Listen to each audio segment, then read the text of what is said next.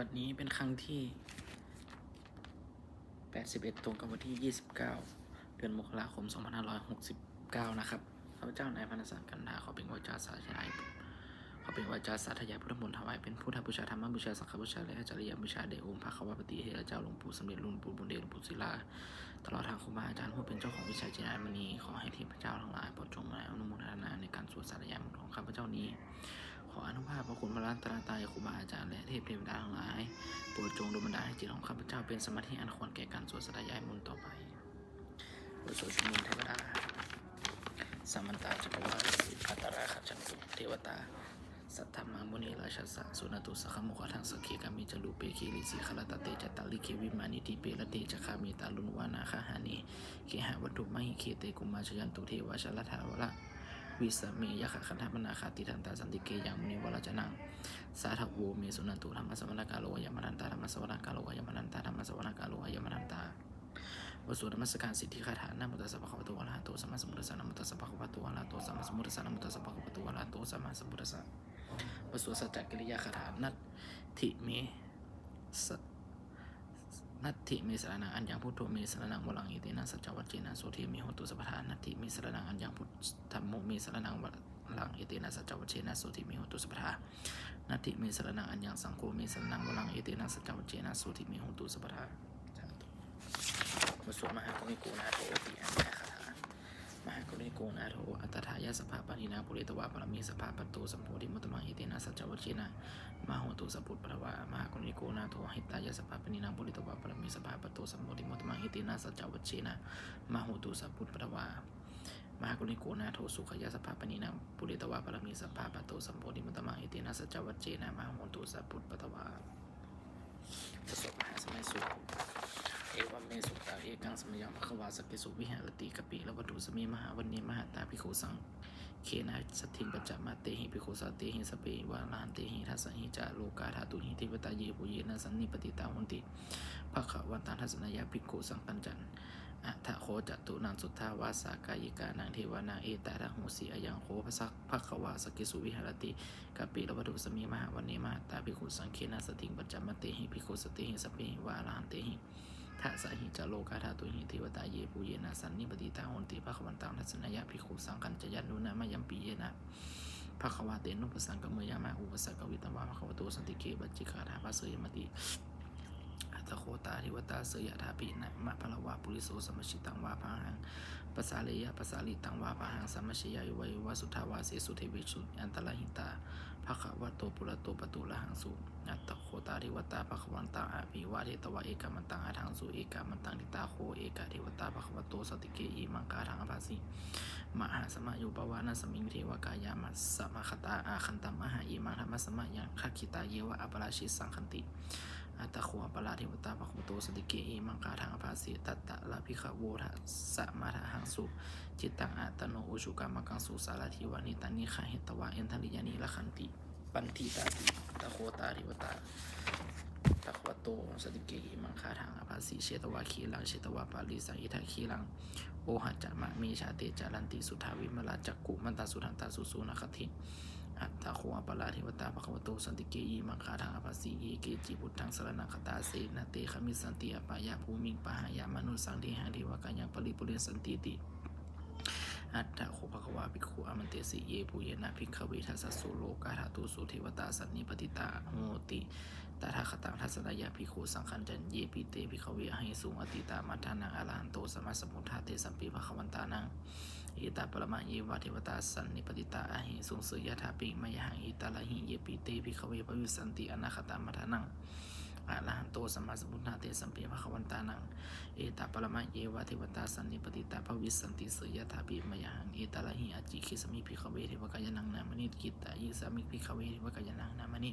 เทสิสมิภิกขเวเทวกายนังนามนิตังสุนาถาสาธุกังมะนะสิกโลธาภาสิสมิติเอวัมพันเตติโคเตภิกขุปะวะขวัตโตปัจจโสสุมขวาเอตมะโวจา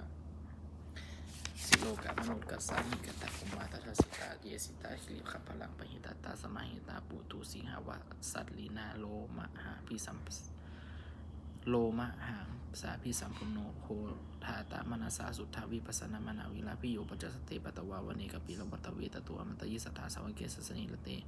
เทวกายาภิกันตาเตวิชานาภิกโวเตจาตาปะมะคโลสุตวะพุทธศาสนังเตสัมปัตตุละหุยานังนามานุสานาทัสนังอปิเกสตะมัตตะคงสหัสสังอัตตะสัตตลิงสตาเอเกสหัสสานังอามานุสานาธรรมสสุอเปเกนันตมัตตะคงทิสาสภาหุหาหุงตัจจสภาอภิยัญญาภวคิตวานาจสมาตตัวอมตยิสัทธาสวเกสสนิลเตริวกายาอภิกันตาเตวิชนาถาภิกขุเยโมหกิตยิสมิขิลหิอนุปปโสสัตตสหัสาวายคากุมากบิลวัตวะอิริมตุชุติมตุวนัมตุยสสิโนโมธามานายภิกขุภิกขุนังสัมติวนังชาสหัสหิมาวตายคานานัตวนิโนอิริมตุชุติมตุวนัมตุยสสิโนโมธามานายภิกขุภิกขุนังสัมติวนังสัตตาคิลาทิสหัสายคานานัตวนิโนอิริมตุชุติมตุวนัมตุยสสิโนโมธามานายภิกขุภิกขุนังสัมติวนังอิเจเตโสหะสหัสายคานานัตวนิโนอิริมตุชุติมตุวนัมตุยสสิโนโมธามานายภิกขุภิกขุนังสัมติวนังเวสมิตาปัญจสตายคานานัตวนิโนอิทิมตุชุติมันตุวนัมตุยสสิโนโมรามานาภิกขุภิกขุนังสัมติมนังกุมพิโลราชาขัยโกเวปุลสานิเวสนาภิโยนังสตาสหัสังยคานาปยิลุปสติกุมพิโลราชาขัยโกโสภคาสัมติมนังปุริมัจจะที่สังราชาทัตตะละโทปัสสะสติขันธปนาอเดปติมหาราชายาสสิโสปุตตปิตสาหโวอินธรรมนามหาปลาอิติมันตุชุติมันตุวนัมตุยสสิโนโมรามานาภิกขุภิกขุนังสัมติมนังทักขินัจจะที่สังราชาวิโลโหตปัสสะสติกุมารดังอธิปติมหาราชายาสสิโสปุตตปิตสาหโวอินธรรมนามหาปลาอิติมันตุชุติมันตุวนัมตุยสสิโนโมรามานาภิกขุภิกขุนังสัมติมนังปัจฉิมัจจะที่สังราชาวิรูปโคปักษาสตินาคานาอธิปติมหาราชายาสสิโสปุตตปิตสาหโวอินธรรมนามหาปลาอิติมันตุชุติมันตุวนัมตุยสสิโนโมรามานาภิกขุภิกขุนังสัมติมนังอุตตรัญจะที่สังราชากุวิโลตปัสสะสติยคานาอธิปติมหาราชายาสสิโสปุตตปิตสาหโวอินธรรมนามหาปลาอิติมันตุชุติมันตุวนัมตุยสสิโนโมรามานาภิกขุภิกขุนังสัมติมนังปุริมาที่สังทรัตโถทักขินีนาวิรุหะโกปัจฉิเมนาวิรุปโคกุเวโลตลังที่สังจัตตโลเตมหาราชาสัมมันตาจตุโลทิสาทัตถะละมานาอัฏฐสุวรรณิกปิลวัตเวเตสังมยาวิโนทัสสาโคนจานิกาสถามายากุเตนทุเวเตนทุวิภูจาวิภูโตสังหะ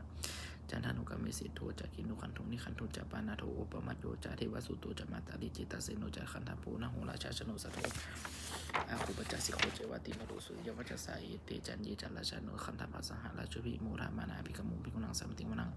อาทาคูนาภาษานาคาเวสาลาสหัตตชกากรรมลาสตระอาคูปยาคาสหยติภิยามุนาทัตตละทาจะอาคูนาคายาสสิโนเอลวันโนมหานาโคโสปะคาสัมติมนังเยนาคาราเชสหะเยนาคาราเชสหะสาหะรันติริปาริชาปะขิวิรุสะวิสุทธจักขุเวหายาสาเตมันวะมนาชาปัตตาจิตราสุปันนะอิติเตสานามังอะพยันตถานาคาราชานามาสีสุปันนะโตเขมะมะกสีพุทโธสันนะหาหิวจาหิอุปวะหายันตานาคาสุปันนาสารนังมังกังสุพุทังชิตาวาชิลาหเทนะสุสะมุทังอสุรสิตาภาตโลสวัสสิเตอิติมันตุยาสสิโนกาลกัญชามหาภิสมาอสุราธานาเวคสาเวปจิติสุจิเตจะปหาลาโทนะมุจิสหัสสัตจะภริปุตตานังสัพเพเวโรจนามกาสันนหิตวาภลิงเสนังลาหูพันธามุปะขามงสัมมโยธานิพันธันติภิกขุนังสัมติวนังอโปจาเทวาปฐวิจาเตโชวาโยตถะขมงบาลุนาวลุนาเทวาโสโมจะยะสาสาสหะเมตตากรุณากายิกาอาหูเทวายาสสิโนทัสสิทาศิลาทัสเสเททัสสถากายาสปินันตวดิโนทิตุชุติมันตุวนัมตุยสสิโนโมรามานาภิกขุภิกขุนังสัมติมุนังเวนหุจเทวาสหะดิจาอาสัมมจตุเวยามาจันทสุมนิสาเทวาจนามาคุปุริขิตาสุริยสุมนิสาเทวา